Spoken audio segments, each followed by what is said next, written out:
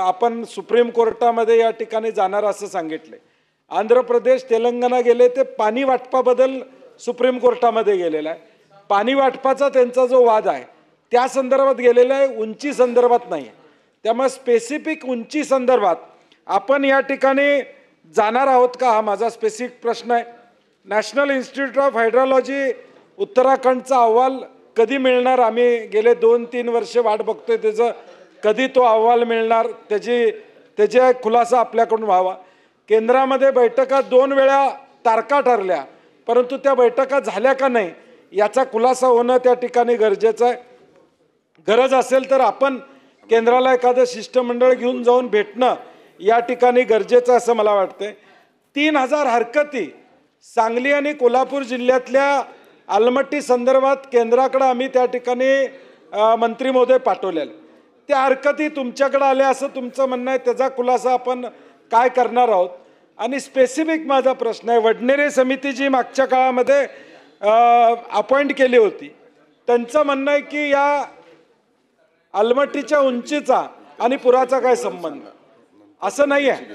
या उंचीमुळे निश्चितपणे सांगली कोल्हापूरला महापुराचा फटका बसणार आहे आणि त्यामुळे वडनेरी समितीतले काही निष्कर्ष ठीक आहेत, नदीमध्ये अतिक्रमण झालं, बंधारे आपण बांधले, तिथं वेगळ्या पद्धतीचे पूल बांधायला पाहिजे होते वगैरे, हे मान्य आहे।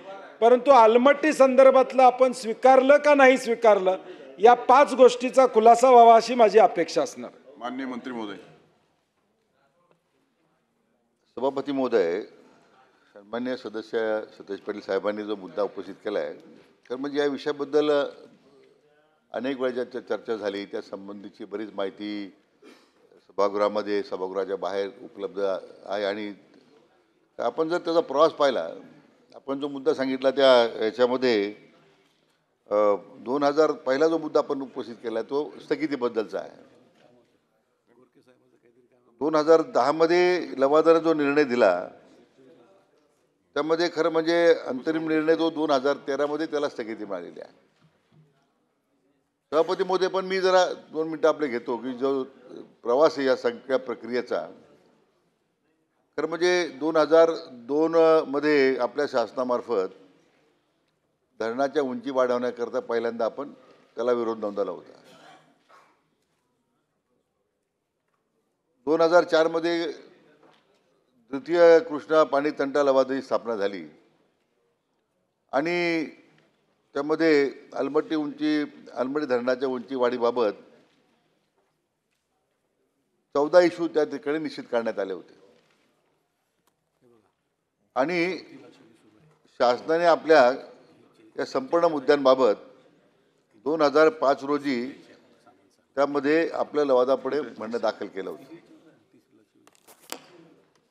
अध्यक्ष सभापती महोदय, आलमट्टी धरणामध्ये 509 मीटरपेक्षा जास्त पाणी साठवण करण्यात येऊ नये अशा प्रकारची आपली मागणी होती। पण सभापती महोदय 30/12/2010 रोजी आलमट्टी धरणामध्ये 524.256 मीटर पाणी पातळीपर्यंत पाणी साठवण्याच्या करता लवादाने मान्यता दिली।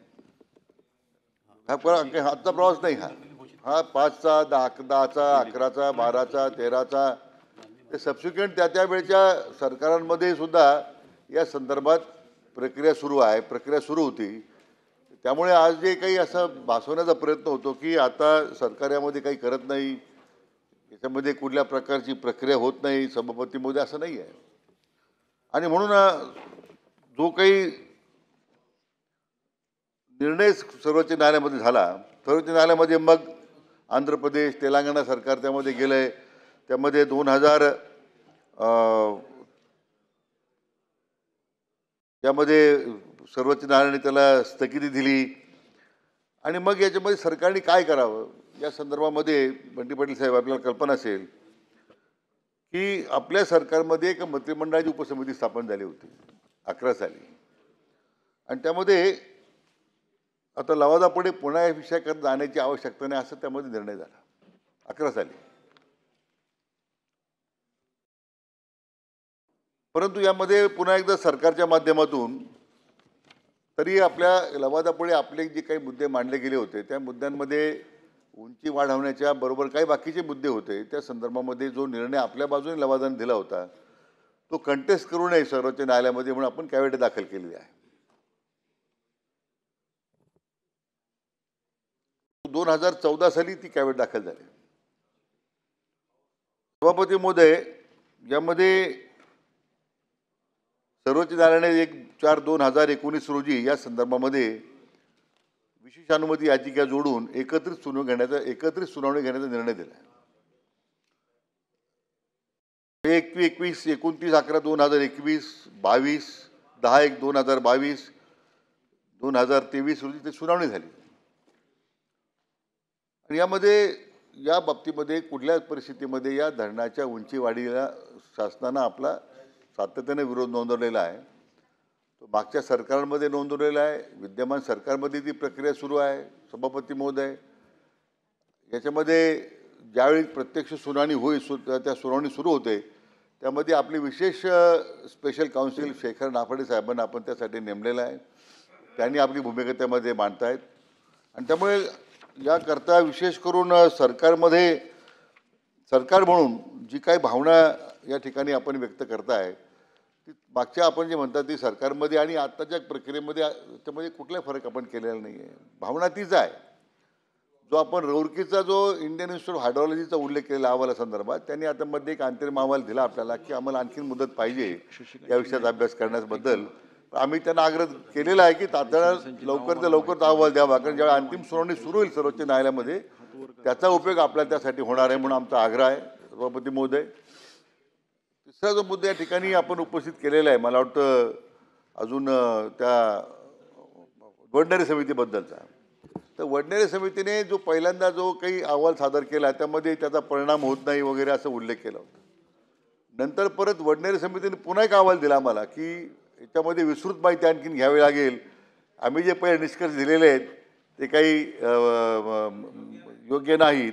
योग्य नाही म्हणण्यापेक्षा अजून विस्तृत आम्हाला त्याची माहिती घ्यावी लागेल, त्याचा अभ्यास करावा लागेल. आणि या संदर्भामध्ये म्हणून अध्यक्ष सभापती महोदय, मला वाटतं की आता सध्या सरकारच्या स्तरावर जी प्रक्रिया सुरू आहे ती अलमट्टी धरणाच्या संदर्भामध्ये जी काही आता कृष्णेमध्ये वारणेतून कोयनेमधून किंवा पंचगंगामध्ये पाण्याचा विसर्ग होतो आहे त्याच्यावर कसं आपल्याला नियंत्रण आणता येईल आणि नियंत्रण ठेवून आपल्याला या पुरामुळे अधिक परिस्थिती त्याच्या उद्भवणार नाही जो आपल्या 2005 साली अनुभव आला, 2019 साली अनुभव आला, 20ला. त्या अनुषंगिक अध्यक्ष सभापती महोदय आम्ही उपाययोजना करतोय.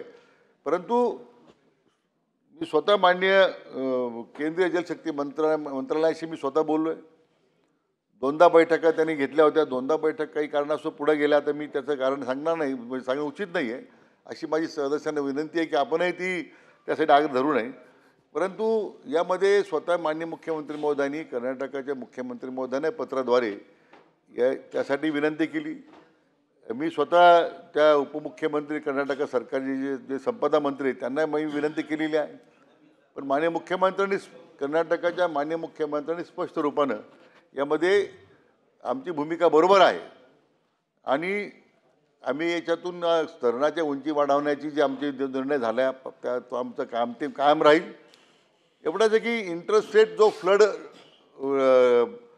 पूर नियंत्रणासाठी जी काही कार्यवाही करायची आहे ज्यासाठी आपणही फार आता त्यासाठी जो पुढाकार घेतलेला आहे त्यामध्ये मात्र आपण त्या सातत्याने त्या सरकारशी संपर्कात आहोत, त्या विभागाशी संपर्कात आहोत. पाण्याची पातळी कशी वाढणार नाही, पाण्याचा विसर्ग कसा सातत्याने होत राहील गालपट्टीमधून यासाठी आज सभापतीमध्ये कार्यवाही सुरू आहे. माननीय शशिकांतजी शिंदे यांनी या ठिकाणी सांगितलं. खरं म्हटलं तर कृष्णा लवादाचा निर्णय झाला हा विषय मांडला एवढ्यासाठी आहे की कोल्हापूरच्या आणि सांगलीच्या तो कराडच्या बॅक साईडपर्यंत पाण्याचा फुगवटा आल्यानंतर प्रमुख रस्त्यापासून गावं या ठिकाणी पाण्याखाली जातात. हे वर्षानुवर्षाची आहे ही तक्रार आहे. आपण मध्यंतरीच्या काळामध्ये याला पूर नियंत्रण करण्यासाठी बाजूने संरक्षण भिंत बांधू, त्याला कंट्रोल करू अशा प्रकारचे निर्णय घेतले. आपण मगाशी सांगितलं कृष्णा लवादाचा निर्णय झाला. सभापती महोदय 81 TMC पाणी अडवावं महाराष्ट्र राज्याने अशा प्रकारचा निर्णय सुद्धा झालेला आहे, ज्याला आंध्र प्रदेश विभाजन झाल्यानंतर तेलंगणा कोर्टात गेलं आहे. आंध्राच्या विरोधात निर्णय आपण जिंकलोय, पण कोर्टामध्ये तेलंगणा गेल्यामुळे तो सध्या तसा प्रकारचा आहे. मग कोर्टाने कुठला स्टेटस को दिला नाही, निर्णय दिलेला नाही. माझे स्पेसिफिक प्रश्न असा आहे, आपलं अडकलं कुठं माहिती आहे का? आपलं अनुशेषावर अडकलेलं आहे. आपला विदर्भ अनुशेषाच्या माध्यमातून नवीन प्रस्ताव तयार करता येत नाही. 81 TMC पाणी जर वापरायचं असेल तर मध्यंतरीच्या काळामध्ये हेच पाणी मराठवाड्याला न्यायचं असा सुद्धा विषय होता. कृष्णेचं पाणी जे आहे महाबळेश्वरमधून येतं ते कोयनेला न्यायचं असा सुद्धा प्रस्ताव मध्ये सरकारच्या वतीने आला. हे पाणी मुंबईला किंवा पिण्याच्या पाण्यासाठी वापरायचे असे नवीन नवीन प्रस्ताव तयार झाले. आपलं म्हणणं एवढंच आहे की आपण या 81 TMC पाण्याच्या संदर्भामध्ये, कारण हे वाद कधी निर्माण झाला आहे, कर्नाटकाच्या असलेल्या गव्हर्नमेंटनी सरकारने सांगितलं कुठल्याही परिस्थितीत आम्ही अलमट्टीची उंची वाढवणारच. यामुळे लोकांमध्ये एक वेगळ्या प्रकारची चिंता निर्माण झालेली आहे. त्यांची ही भूमिका आहे, आपण त्याला विरोध करतोय. शेवटी निर्णय कोण देणार? कोर्टच देणार आहे. आपली भूमिका केंद्र सरकारकडे पण आपण मांडतोय. पण आता सध्या निर्णय राजकीय स्थिती ह्याच्यावर होतात. राजकीय ह्याच्यावर निर्णय घेताना कुठली निवडणूक आपल्या बाजूने फिरवावी याच्या संदर्भातला दुर्दैवाने निर्णय बऱ्याच ठिकाणी अनुभवायला येतो. आमचं म्हणणं दोनच प्रश्न माझे आहे. एक तर हे पाणी जर आपण उंची वाढवण्याच्या संदर्भात आपण भूमिका घेतलेल्या विरोध आपण दर्शवलेला आहे. निर्णय काय लागेल तो अपेक्षित आहे. परंतु या संदर्भामध्ये आजच्या घडीला पाण्याचा फुगवटा वाढल्यानंतर पाणी सोडताना सुद्धा अलमट्टीच्या असलेल्या कर्नाटकच्या पुढे पाणी सोडताना ती गावं पाण्याखाली जातील म्हणून ते पाणी सोडण्यासाठी नकार देतात. त्यामुळे हा प्रश्न उभा राहिलेला आहे. दोन स्पेसिफिक प्रश्न जे मगाशी बंटी पाटील साहेबांनी विचारले, आपण हे पाणी आपलं जे आहे उंची वाढवण्याच्या संदर्भातली आपली भूमिका ठोस आहे. ही ठोस भूमिका घेत असताना त्या संदर्भामधल्या त्रुटी काय आहेत? दुसरी गोष्ट अशी आहे, मग आपल्याला हे पाणी जर आपल्याला इतरत, आपण तर शक्तीपीठचं 86,000 कोटीचा प्रस्ताव आणलेला आहे. रस्त्यापेक्षा शेताला पाणी जर मिळालं, मराठवाडा पण दुष्काळी आहे सगळीकडं, असे प्रस्ताव आणले तर मला वाटतं याला कोणी नाही म्हणणार नाही. म्हणून अनुशेषाचा प्रश्न यामध्ये आहे का?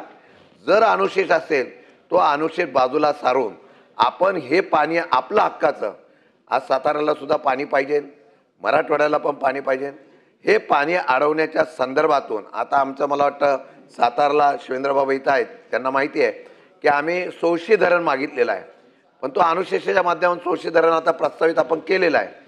अशा प्रकारची प्रस्तावित धरणं करण्यासाठी आपण जर काही पाणवडा आणवण्यासाठी निर्णय घेणार आहात. मान्य सदस्य शशिकांत शिंदे साहेबांनी जो मुद्दा उपस्थित केला तो अतिशय बरोबर आहे. यामध्ये शेवटी याच्यात कुठं राजकारण नाही आहे. सबसिक्वेंट मागच्या सरकारांमध्ये, विद्यमान सरकारमध्ये हीच भूमिका आहे की त्या धरणाची उंची वाढू नये, त्याला विरोध करावा. पण त्या सभापती महोदय, पण मला खरं माननीय मुख्यमंत्री महोदयांचं विशेष त्यासाठी अभिनंदन केलं पाहिजे की या विषयावर फक्त धरणाच्या उंची वाढीची चर्चा करण्यापेक्षा हे पाणी अतिरिक्त आपल्याला मग वळवता येईल का? म्हणून आता जागतिक बँकेनं आपल्या या राज्य सरकारच्या MRDP ज्या फ्लड डायव्हर्शन स्कीमला आता संमती दिलेली आहे. आपण आता टेंडर सुरू करतोय. जवळजवळ आपण कृष्णेतून मला वाटतं 100 किलोमीटर टनेल आपण करतोय आणि ते नीरा खोऱ्यामध्ये पाणी आपण आणतोय. जवळ साधारण 80-81 TMC पाणी उपलब्ध होईल असं म्हणतोय आपण, पण किमान 40-45 TMC तरी पाणी आपण डायव्हर्ट करू शकतो सध्या तरी. आणि यामध्ये जो मूळ खरं जो लवादाच्या बाहेर आहे असं म्हणतोय पाणी उपलब्ध आहे. आता सगळ्याच गोष्टी विस्तारानं बोलल्या तर पुन्हा काही अडचणी निर्माण होऊ शकतात. म्हणून आपण जी या ठिकाणी भूमिका मांडलेली आहे ती सरकारची भूमिका आहे की हे पाणी डायव्हर्शन केल्याशिवाय हे फ्लड कंट्रोल होणार नाही. आणि त्याकरता आपण उपाययोजना सुरू केल्या आहेत. 3,000 कोटीचा प्रस्ताव आता आपण मान्य केला आहे. त्यामध्ये हे पाणी मी म्हटल्याप्रमाणे टनेलिंगद्वारे आपण करतोय. दुसरा एक प्रस्ताव आहे दूधगंगेतून काही टनेल करून आपण ते पाणी डायव्हर्ट करतोय आपण की त्यामध्ये काही थोडं डायव्हर्शन आपल्याला करता येईल. मला वाटतं राधानगरीचंही काही आपण काम सुरू करतोय. कृष्णेमध्ये सुद्धा मोठे बॅरेज करून काही पूर्ण नियंत्रण आपण त्यात करता येईल का म्हणून ते प्रयत्न करतोय. अशी वेगवेगळ्या उपाययोजना सुरू केल्या सभापती महोदय. आणि म्हणून मला खात्री आहे की एक 2 वर्षामध्ये युद्ध, आमचा तर प्रयत्न 1 वर्षामध्येच ही डायव्हर्शन स्कीम पूर्ण करायची आहे. त्याला काही त्याला विंडो फार कमी आहे. त्यामुळे ही एकाच वर्षाच्या म्हणजे 1 वर्षाच्या आत ही फ्लड डायव्हर्शन स्कीम पूर्ण करून या संपूर्ण पूरग्रस्त भागाला आपल्याला कायमस्वरूपी दिलासा देता येईल, ही आपली भूमिका आहे. नाही काय माननीय सत्यजित पाटील. सभापती महोदय, माझा स्पेसिफिक प्रश्न आहे मंत्री महोदयांना की आपण सुप्रीम कोर्टात गेलो त्या हाईटच्या विरुद्ध गेलोय का? हा माझा स्पेसिफिक. आणि आपण जे MRDPचं सांगताय की पूर नियंत्रणासाठी 3200 कोटी रुपये वर्ल्ड बँकेचे मिळाले, ते पूर नियंत्रणासाठी नाही आहेत. कोल्हापूर, सांगली, इचलकरंजी महापालिकेतल्या अंतर्गत चॅनेल्स आणि पाण्याचा निचरा करण्यासाठी आहेत. आणि आम्ही हे नाही प्रेझेंटेशन झालं आहे, जे MRDPचं प्रेझेंटेशन जिल्हाधिकारी कार्यालयात कोल्हापूर, मी त्यावेळी हा प्रश्न विचारला त्यांना. ते म्हणले पहिल्या फेजमध्ये नाही, हे दुसऱ्या फेजमध्ये वर्ल्ड बँकेच्या होणार आहे. म्हणजे ज्याच्यामध्ये नरसिंहवाडीजवळ जिथं संगम होतो, पंचगंगा सरळ येते आणि कृष्णा अशी येते. कृष्णा पंचगंगेला घेतच नाही. तो तिथल्या ह्या ज्या नदी खोलीकरणाचा विषय आहे, ही यामध्ये नाही आहेत. म्हणजे जे आपण म्हणताय की 1 वर्षामध्ये या ठिकाणी. आणि हे सगळं आम्हाला बैठकीला बोलवलं असतं आमदार खासदारांना. आपण फक्त महायुतीच्या आमदार खासदारांची बैठक घेतली, त्यामुळे तुम्ही काय काय केलं आहे हे आम्हाला कळालं नाही. तुम्ही विस्तारानं जे प्रयत्न केलेले आहेत, पत्रव्यवहार केलेला आहे, हे आम्हाला सुद्धा बैठकीला निमंत्रण दिलं असतं. असं होत नाही मंत्री महोदय कधी. आम्ही सर्वपक्षीय आमदारांनी बैठक बोलवली होती, परंतु आपल्या कार्यालयातनं मात्र फक्त महायुतीच्या आमदारांना आणि खासदारांना बोलवलं, हे चुकीचं आहे. हा प्रश्न सार्वजनिक आहे. सांगली, कोल्हापूर महाराष्ट्राचा प्रश्न होता. हे ज्यावेळी अंकली पुलावर आंदोलन मी केलं, मी सुरुवात केली, मी त्याला सर्वपक्षीय रूप दिलं का? तर केंद्र शासनामध्ये असणारी सत्ता असू दे, राज्यात असणारी सत्ता असू दे, सगळ्यांनी मिळून हा प्रश्न सोडवावा म्हणून मी त्याला मी महाविकास आघाडी म्हणून त्या अंकलीवरचं आंदोलन करायला माझी ताकद होती. माझी काय ताकद कमी नव्हती. परंतु सर्वपक्षी म्हणून जे आपण आत्ता खुलासा केला, त्याचा खुलासा ही लक्षवेधी टाकण्याचीच वेळ आली नसती जर बैठकीला आपण बोलवलं असतं आणि आम्हाला जर समजावून सांगितलं असतं हे उपाययोजना केलेल्या आहेत, तर यामध्ये पुढं काय. आणि दुसरी एक विनंती मंत्री महोदय मला आहे की आपण ज्या उत्तराखंडच्या आपल्या नॅशनल इन्स्टिट्यूट ऑफ हायड्रॉलॉजी यांच्याबरोबर आमची एक बैठक करून द्या. आमचा ज्याच्यामध्ये अभ्यास आहे, कारण की फक्त अलमट्टीचा विषय नाही, हिप्परगीचा देखील विषय यामध्ये आहे. हिप्परगीचं बॅकवॉटर याचाही अभ्यास करणं गरजेचं आहे. आणि अगदी शशिकांत म्हणले तसं कराडपर्यंत या सगळ्या गोष्टीचं आहे. त्यामुळे आमची एखादी बैठक या लोकांच्या बरोबर जर लावून दिली तर आम्ही चांगल्या सूचना देऊ. योग्य वाटल्या तर शासनानं त्या ठिकाणी स्वीकाराव्यात. त्यामुळे याला राजकीय कुठलाही रंग न देता हा जिल्ह्यांचा प्रश्न आहे, या दृष्टीनं आपण सकारात्मक भूमिका घ्यावी अशी आमची विनंती. सभापती महोदय, जे कृती समिती स्थापन झालेली होती, त्या कृती समितीच्या बरोबरीने चर्चा करावी अशी भूमिका होती. त्यामुळे सरकारमधील महायुतीच्या आमदारांना बोलावून अगोदर आपण त्यांना कल्पना देऊ आणि मग बाकीचे. मी आता सांगलीच्या नंतर दौऱ्यात गेलो तेव्हा आपण सगळ्या आमदारांना बोलवलंच होतं. सांगली दौऱ्यामध्ये मी सर्वपक्ष आमदारांना बैठकीला बोलवलंच होतं. पण अगोदर आमची चर्चा व्हावी आणि कृती समितीबरोबर ती चर्चा पूर्ण करावी. आणि म्हणून सभापती महोदय, अडचण काही नाही आहे. कारण म्हणजे आपण जर सगळ्याचा प्रवास पाहिला बंडी पाटील साहेब, याच्यामध्ये त्या वेळच्या लोकांनी ज्या संमत्या दिल्या ते जर आपण आता आपण जर रेकॉर्डर घेतलं तर फार अडचणी होतील काही लोकांच्या. म्हणून बोलत नाही मी, म्हणून बरोबर आहे. पण आता म्हणून मी आपल्याला संरक्षण द्यायचा प्रयत्न केला आहे, लक्षात घ्या. बरोबर, जुनं नातं लक्षात घेऊन. पण सभापती महोदय, मी हे MRDPची स्कीमचा जो उल्लेख केला आपण, याच्यामध्ये काय आहे की आता भगवती दूधगंगा 5 किलोमीटरचा बोगदा केला आपण तर 10,000 क्युसेक्स पाणी डायव्हर्ट होऊ शकतं. पंचगंगेची पातळी 3 फुटापर्यंत आपल्याला कमी आणता येईल. कृष्णा नदीमध्ये तो बोगदा आपण जर पूर्ण केला तर 10,000 क्युसेक्स पाणी डायव्हर्ट करू शकतो आपण. त्यामुळे कृष्णाची पातळी कमी ठेवता येईल. सभापती महोदय, आपला तोच आग्रह आहे. आणि त्यामुळे आपण जे म्हणता याला निधी उपलब्ध आहे. काही रक्कम जी आहे आपण जे महापालिका वगैरे क्षेत्रात म्हणता आपण, ती मदत पुनर्वसनच्या मार्फत ते काम होणारच आहे. त्या महापालिकेला पैसे देऊन ही मदत पुनर्वसन विभागाच्या मार्फत आता कृष्णा खोरे महामंडळाला एक इम्प्लिमेंटिंग एजन्सी म्हणून आपल्याला नेमलेलं आहे की ज्यामध्ये हे 2,000 कोटी रुपये त्यासाठी जे आपल्याला अतिरिक्त बोगद्याद्वारे किंवा हे पाणी आपल्याला वळवायचं आहे नीरा खोऱ्यामध्ये आणि मग ते आपल्याला गोदावरी खोऱ्यात आणता येईल का, हा वेगळा भाग आहे. परंतु दुष्काळी भागांमध्ये पाणी घेऊन जाण्याचा जो माननीय मुख्यमंत्र्यांचा संकल्प आहे त्याला अनुसरून ही कार्यवाही सुरू होते. आमचा प्रयत्न 1 वर्षात हे काम पूर्ण व्हावं किंवा तत्पूर्वी पूर्ण व्हावं आणि मला वाटतं की याच्यामध्ये आता सरकार कर्नाटकामध्ये कोणत्या पक्षाचं आहे, महाराष्ट्रात कोणत्या पक्षाचं आहे, ही चर्चा आपण करत नाही आज. परंतु त्या आपण जो मुद्दा उपस्थित केलेला आहे की आवश्यकता वाटेल तर आपण एक सर्वपक्षीय शिष्टमंडळ केंद्राला घेऊन जाऊ. त्यामध्ये काही सरकारला प्रतिष्ठेचा प्रश्न करायचा नाही. मूळ त्या भागातील लोकांना दिलासा मिळाला पाहिजे. सांगली, कोल्हापूर जिल्ह्यातील शेतकऱ्यांना, नागरिकांना, ही सरकारची भूमिका आहे. नाही, माझी आता जो प्रश्न उपस्थित केला आहे मान्य सर्वोच्च न्यायालयामध्ये हीच भूमिका आपली आहे. आपण इंटरव्हेन्शन का केलं नाही? इंटरव्हेन्शन आपण केलेलं आहे, परंतु आपल्या वकिलांनी सरकारची वकील त्यावेळी भूमिका अशी होती की आज इंटरव्हेन्शन करण्यापेक्षा आपण ज्यावेळी प्रत्यक्षात कर्नाटक, आंध्र आणि तेलंगणाचं ज्यावेळी पिटिशन जेव्हा आर्ग्युमेंट सुरू होतील तेव्हा आपण त्याच्यावर आपली भूमिका मांडू. आणि आपण भूमिका मागच्या 2-3 तारखेमध्ये आपण सरकारच्या माध्यमातून आपण उपस्थित होतो. आणि मला वाटतं धरणाच्या उंची वाढीसाठीच आपला विरोध आहे. आणि नाही तो दोन्ही स्पेसिफिकच करतोय आपण, त्याला जोडणंच आपण करतोय. ते कायदेशीर प्रक्रिया लक्षात घेऊनच आपण जे आपले लिगल ॲडवायझर आपल्याला आपण सल्ला देत आहेत किंवा आपले जे स्पेशल काउन्सिल नाफडे साहेब आपण जे नेमलेले आहेत, मुद्दा मी नावाचा उल्लेख केला का नाफडे साहेब त्यात आहेतच, तर त्यांच्या सूचनेवरूनच सरकार कारवाई करते. लक्षवेधी क्रमांक 3 श्री योगेश टिळेकर. सभापती महोदय, लक्षवेधी क्रमांक 3.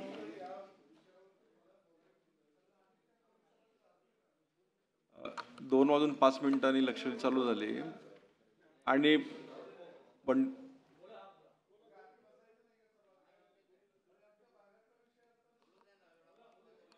बोला.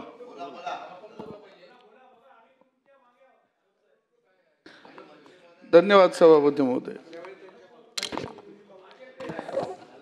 या ठिकाणी आदरणीय सत्यजित पाटील साहेबांनी लक्षवेधी या ठिकाणी मांडली. निश्चितच मंत्री महोदयांनी 2-3 बैठका या संदर्भामध्ये सांगली आणि कोल्हापूरला घेतलेल्या आहेत. परंतु मी मंत्री महोदयांच्या निदर्शनाला आणून देतो की 2005 आणि 2019 आणि 21 रोजी जो महापूर आला, या महापुरामध्ये अनेक गावं पाण्याखाली गेली आणि शेतीचं मोठ्या प्रमाणामध्ये नुकसान झालेलं आहे. आता जर या धरणाची उंची वाढवली तर कोल्हापूर, सांगली, सातारा या परिसरातील जवळजवळ 25 ते 30 गावं ही पूर्णपणे पाण्याखाली जाणार आहेत आणि 100पेक्षा जास्त गावं हे 60-70% पाण्याखाली जाणार आहेत. मला या लक्षवेधीच्या माध्यमातून आपण तर प्रयत्न करत आहेत, पण मला एक सूचना करायची आहे की जे अतिरिक्त पाणी आहे किंवा जे पाणी आपण अडवू शकत नाही, जे कर्नाटकाला खाली वाहून जात आहे, ते पाणी एक त्याला कालबद्ध कार्यक्रम तयार करून ते दुष्काळ भागामध्ये नेण्याबद्दल असं काही आपण योजना लवकरात लवकर तयार करावी की जेणेकरून पुरापासून धोका लोकांच्या समोर उभा राहणार नाही. आणि दुसरा मंत्री महोदय की पावसाळ्याच्या कालखंडामध्ये मोठ्या प्रमाणात पाऊस झाला की कोयनेमधून आपण 1,00,000 क्युसेक्सपेक्षा जास्त पाणी सोडतो आणि त्याचा परिणाम साहजिकच सगळा या परिसरावरती सांगली, कोल्हापूर जिल्ह्यातल्या होत असतो. आणि त्यावेळी मोठ्या प्रमाणामध्ये लोकांना स्थलांतर करावं लागतं आणि त्याच्या उपाययोजना ह्या पावसाळ्यापूर्वी आपल्याला निश्चितपणानं कराव्या लागतील. आणि अतिरिक्त पाणी वळवण्याचा कार्यक्रम हा कालबद्ध आपण तयार करणार आहात का आणि त्याचा काही असा आराखडा तयार आहे का? सभापती महोदय, मी यापूर्वीच या विषयासंदर्भात माहिती दिलेली आहे की आपण फ्लड डायव्हर्ट स्कीमच्या माध्यमातून पाणी या दुष्काळी भागाला वळवण्याच्या करता आपण निर्णय केलेला आहे. हे जे अतिरिक्त पाणी वाहून जातं सभापती महोदय, ते आता मी म्हटल्याप्रमाणे टनेलिंगद्वारे निराखोऱ्यामध्ये आणायचं, त्यासाठी आवश्यक ती कार्यवाही आपण करायला सुरुवात केली आहे. स्वतः माननीय मुख्यमंत्री महोदय या विषयामध्ये अतिशय गंभीर आहेत, त्यांनी वेळोवेळी या विषयाचा ते आढावा घेत आहेत. आणि मुळात अध्यक्ष सभापती महोदय, दुष्काळी भागाला पाणी डायव्हर्ट करून हा पुराचा धोका आपल्याला टाळता आला पाहिजे, ही तर राज्य सरकारची भूमिका मी मगाशी मांडलेलीच आहे. आणि सभापती महोदय, दुसरं पूर नियंत्रणाच्या संदर्भामध्ये ह्या वर्षी एक स्पेशल आपण त्या ठिकाणी उपाययोजना करतोय. आपल्या दोन्ही राज्याच्या अधिकाऱ्यांचा समन्वय करणं. पहिल्यांदा ह्या वर्षी आपण ड्रोनचा वापर करतोय की ज्यामुळे ड्रोनच्या माध्यमातून अधिकारी नेमले, ड्रोनच्या माध्यमातून पाण्याच्या पातळीवर नियंत्रण ठेवून तो विसर्ग कसा आपल्याला मेंटेन करता येईल, विसर्गावर कसं नियंत्रण आणता येईल, त्यामुळे ही पुराच्या स्थितीमध्ये अधिकाधिक गावं बाधित होणार नाही किंवा शहरामध्ये पाणी येणार नाही किंवा त्याचा आपल्याला फ्लड डॅमेज कंट्रोल जो आहे तो कमीत कमी कसा ठेवता येईल या दृष्टीने सभापती महोदय राज्य सरकारचा प्रयत्न आहे. अरुणजी लाड. हा इतका विषय महत्त्वाचा आहे, पण आपल्या शासनानं आज तागायत या विषयाकडे चांगलं लक्ष दिलेलं नाही. आपल्या त्या महापूर येत आहेत तर नद्याच्या उगमापासून येत आहेत आणि इकडं आपल्या लक्ष वेळ येत नव्हती का, पाणी येत होतं आणि वाहून जात होतं. पण आलमट्टीची उंची 2003 साली वाढवायला चालू केलं आणि वाढवली आणि त्यावेळेस पाणी साठवायला चालू केलं. 5 साली मग मोठं पाणी अडवलं त्याने आणि त्यामुळे आपल्याला खूप मोठं नुकसान झालं. 5 तर पुन्हा 19ला इतकं मोठं नुकसान झालं. 3 आठवडे पाणी होते. 3 आठवडे आमची गावाच्या गावं आम्हाला उचलून बाहेर ठेवावं लागली आणि तिथं इतकं मोठं पाणी असताना सुद्धा अगदी सांगलीच्या स्टेशन चौकात पाणी आलं होतं. सांगलीच्या मारुती चौकात सगळी कापड दुकानं भिजली होती, बुडली होती. आणि ह्याच्या एक ब्रह्मणा म्हणून गाव आहे, तिथले 18-19 लोक जन्मस्थानामध्ये गेली. ती काढू शकलं नाही शासन, पण मिली तिथं अनेक जणांना मिली, पण शासन तिथं काही मदत होऊ शकलं नाही आणि पुन्हा 22 साली आलं. पण शासनाने इकडे लक्ष दिलेलं नाही. मागं आम्ही अंकली फाट्या मोठं आंदोलन केलं. या आंदोलनात दखल घेऊन शासनानं आम्हाला मंत्री महोदयानं बोलवलं, आमची मिटिंग घेतली आणि त्या मिटिंगमध्ये आम्हाला एक सांगितलं की आम्ही कोर्टात जातोय. पण मी म्हणलो तुम्ही अजून कोर्टात गेलेलं नाही, आज सगळ्यात गेलेलं नाही. मुख्यमंत्री महोदयाने एक केलं की आम्ही हे टपाल देऊन त्यांना कळवले, म्हणजे कर्नाटकला कळवले उंची वाढवू नये हे कळवले, पण त्यांनी दाद दिलेली नाही. कळवून सुद्धा कर्नाटक शासनानं काय कळवलं आपल्याला की आमचं पाणी आम्ही अडवणार, आमच्या शेतीची व्यवस्था आम्हाला केली पाहिजे. तुमच्या शेतीचं पाणी जास्त होतं ना, नुकसान होतं, तुमचं तुम्ही बघा. इतक्या घमिडीत ते बोलले का आमची उंची आमची एक हे आहे. ह्या अशा पद्धतीनं शासन ऐकत नाही, कर्नाटक शासन ऐकत नाही. आपल्या शासनानं सुप्रीम कोर्टात जावं, गेल्याशिवाय शासन ऐकत नाही आणि उंची थांबत नाही. आज सुद्धा आता मागच्या आठवड्यातच आता कृष्णा, वारणा आणि पंचगंगेला महापूर नव्हते, असं सुद्धा म्हणजे त्या दत्ताच्या देवळामध्ये पाणी गेलं. का पाणी गेलं? महापूर पाणी आलं कुठं? मागं हिंपरगी आणि आलमट्टी या धरणाच्या फूग आली आणि त्यामुळे ह्या म्हणजे देवळात पाणी गेलं आणि सगळं वाहतूक बंद झाली. म्हणजे पाणी ह्या वाहतुकीमुळे, ह्या फुगीमुळे ते सिद्ध झालेलं आहे. आता ह्या महिन्यात सिद्ध झालं आहे, मागच्या आठवड्यात सिद्ध झालेलं आहे आणि आपण अजून कोर्टात गेलो नाही. आपण म्हणतो बाबा इकडे जातो, पाणी वळवतो. पाणी वळवणं सोपं नाही. मागच्या आठवड्यात नर्मदा बचाव समिती अध्यक्षा की त्या बोलल्या की पाणी वळवू शकत नाही तुम्ही आणि वळवायचं त्या डोक्यात विषय घेऊन. माझी आता एकच शासनाला विनंती आहे की तुम्ही थांबवू शकताय, पण कोर्टात गेल्यानंतर थांबवू शकताय. सुप्रीम कोर्टात जावं शासनानं आणि हे पाणी म्हणजे उंची वाढवायला थांबावं. आज 519 मीटर उंची असताना सुद्धा आमचं इतकं मोठं नुकसान झालेलं होतंय आणि 524 मीटर झाल्यावर आमच्या तिन्ही जिल्ह्यातली गावाच्या गाव उचलून जातील, शेती सोडावं लागेल, इतकी वाईट अवस्था होईल. माझी विनंती महोदयांना एकच आहे की सुप्रीम कोर्टात जावं आणि त्याला थांबावं. ह्याच उपाय, याच्या वेगळा उपाय नाही. शासनाची भूमिका अतिशय स्पष्टपणे मी मांडलेली आहे.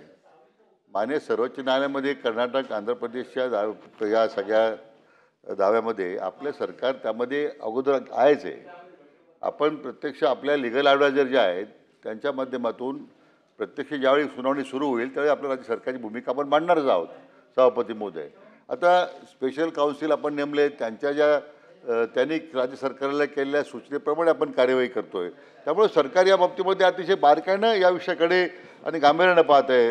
माझ्या सन्मानित सदस्यांना मी सांगू इच्छितो. पण आणि दुसरं, या गेले 2 वर्ष झाले, या वर्षीसुद्धा अतिशय या पुरावर नियंत्रण ठेवण्याकरता आणि पूरसदृश्य परिस्थितीमध्ये अधिक आपण म्हणता ते गावबाधित होऊ नयेत, शहरामध्ये पाणी येऊ नयेत, या बाबतीमध्ये उपाययोजना आपण करतोच आहे. हिप्परगी बॅरेज आहे त्याच्यातून काही प्रश्न निर्माण होत होते. आज हिप्परगी बॅरेज पूर्णपणे आपण आता एम्प्टी केलेलं आहे आपल्या विनंतीप्रमाणे. तिला जे पाणी अडवलं जायचं त्यामुळे फुगवटा आणखीन व्हायचा.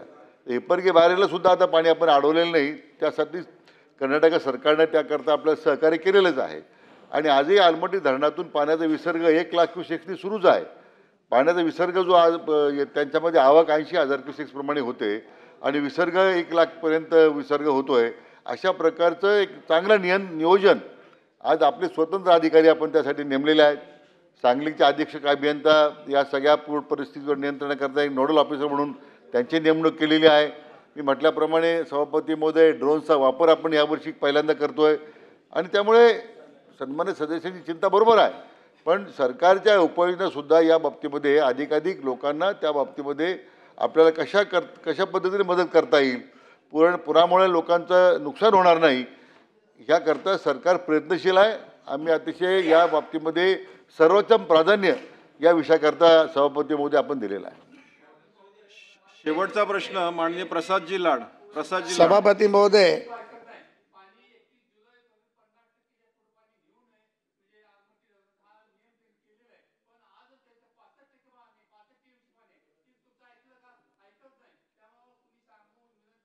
होत नाही आणि तुम्ही फक्त सुप्रीम कोर्टात जाणार का, याचं मला उत्तर द्यावं. सांगितलंच आहे की प्रत्यक्ष ज्यावेळी आता जे सुनावणी सुरू होईल मान्य सर्वोच्च न्यायालयामध्ये 3 तारखा झाल्यात, आपले वकील हजर आहेत आणि पुढच्याही सुनावणीच्या वेळी राज्य सरकारची भूमिका त्यावेळी आपण अधिक प्रभावीपणे अधिक मांडू शकतो, त्यावेळी इंटरव्हेंट केलं पाहिजे. आता सभापती महोदय आपल्या वकिलांनी दिलेल्या सल्ल्याप्रमाणेच आपण करणार लाडसाहेब. आणि म्हणून मला वाटतं की सर्वोच्च न्यायालयामध्ये आपण गेलेलोच आहोत आणि फक्त प्रत्यक्ष ज्यावेळी सुनावणी सुरू होईल त्यावेळी आपली सरकारची भूमिका आपण बाजू मांडणारच आहोत त्या ठिकाणी. त्यामुळं कुठल्या परिस्थितीत त्या धरणाची उंची वाढू द्यायची नाही, ही सरकारची भूमिका आहे. आता ती कोर्टात मॅटर आहे ना, ते काय करणार. अरुण लाड साहेब, शेवटचा प्रश्न. सभापती महोदय, हां. मला वाटतं की या विषयावरती आलमट्टी धरणाच्या बाबतीत सांगली, सातारा, कोल्हापूर हे प्रभावी होणार आहेत. बंटी पाटील साहेबांनी अतिशय प्रभावीपणे ते मांडलं. माझी सन्माननीय सरकारला आणि मंत्री महोदयांना एकच विनंती आहे की अनेक गंभीर प्रश्न आहेत, गंभीर चर्चा होते आहे, तर ज्या सदस्यांनी या चर्चेमध्ये भाग घेतला आहे आणि त्या विभागातले जे नेतृत्व करतायत प्रतिनिधी, त्यांची एक बैठक सरकार लावेल का आणि त्या बैठक घेऊन विस्तृतपणे याबाबतची माहिती लोकप्रतिनिधींना देतील का. सभापती महोदय, त्यात काही सरकारला काही लपवण्याचं कारण नाही. मागे आपण अधिकाऱ्यांची सन्माननीय आपल्या आमदार महोदयांची बैठक घेतली होती, ते महायुतीच्या आमदारांनी घेतली असा आक्षेप बंटी पाटील साहेबांनी नोंदवला आहे. हरकत म्हणजे अधिवेशनामध्येच पुन्हा सर्वपक्षीय बैठक घेऊ, आपण सर्वपक्षीय बैठक घेऊ. त्या कृती समितीचे जे सदस्य आहेत त्यांना निमंत्रित करू, आपण लाडसाहेब त्याच्यामध्ये आहेत, आपण सगळ्यांना निमंत्रित करू. हा प्रश्न सभापती महोदय कोणाच्या प्रतिष्ठेचा नाही आहे, यामध्ये सगळ्यांचा सहभाग घेऊन यामध्ये आपल्याला त्या भागातील जनतेला दिलासा देण्याची भूमिका शासनाची आहे. माननीय प्रसाद लाड साहेबांनी केलेली सूचना योग्य आहे, बैठक घेण्यात येईल. शेवटचा याच्यातला माननीय खडसे साहेब आपल्याला बोलायचं आहे. शेवटचा प्रश्न राहील, नंतर लक्षात दुसरे. अलमपट्टी धरणाचा उंची वाढवायला सरकारचा विरोध आहे, ही भूमिका आपण स्पष्टपणे या ठिकाणी मांडली. पण ते ऐकत नाही ना. आता अलमपट्टी धरणाचं बांधकाम त्यांनी केलं, आता त्या ठिकाणी गेटच बांधला लावायचे बाकी आहे फक्त. मग हे सगळं बांधकाम झाल्यानंतर कधीतरी गेट टाकल्यानंतर किंवा त्यांनी न ऐकता ते टाकल्यानंतर तुम्ही काय करणार आहात, कुठली भूमिका घेणार आहात. अध्यक्ष महोदय, हा प्रश्न बऱ्याच वर्षापासून प्रलंबित आहे. वर्षानुवर्ष याच्यावर आपली चर्चा होते, परंतु त्यातला निर्णय होत नाही. आणि या संदर्भामध्ये अलमपट्टी धरणाच्या संदर्भात बांधकाम सुरूच करू नये इथून आपण म्हटलं की त्यावेळेस स्थगिती आणावी, सरकारने त्यावेळेस स्थगिती आणली नाही. स्थगिती न आणल्यामुळे त्यांनी त्याचं बांधकाम पूर्ण केलेलं आहे. आता फक्त त्यांचे गेट बांधायचे राहिले. अशा स्थितीमध्ये जे आता अरुण लाड साहेबांनी या ठिकाणी सांगितलं की एक मार्ग एकच आहे की याच्यामध्ये सुप्रीम कोर्टामध्ये जाऊन स्थगिती आणणे. आम्ही विरोध करतो, आमची भूमिका स्पष्ट आहे, आम्ही ते होऊ देणार नाही वगैरे, हे सगळं त्या ऐकायच्या मनस्थितीमध्ये राही. आणि त्यामुळे या संदर्भामध्ये सुप्रीम कोर्टामध्ये जाऊन त्याला स्थगिती आणणं किंवा वस्तुस्थिती त्या ठिकाणी मांडणं 3 जिल्ह्यांचा प्रश्न आहे. याच्यामध्ये सगळ्या धरणं तुम्ही म्हणता की वळवलं बिडवलं हे होणं शक्य नाही आहे.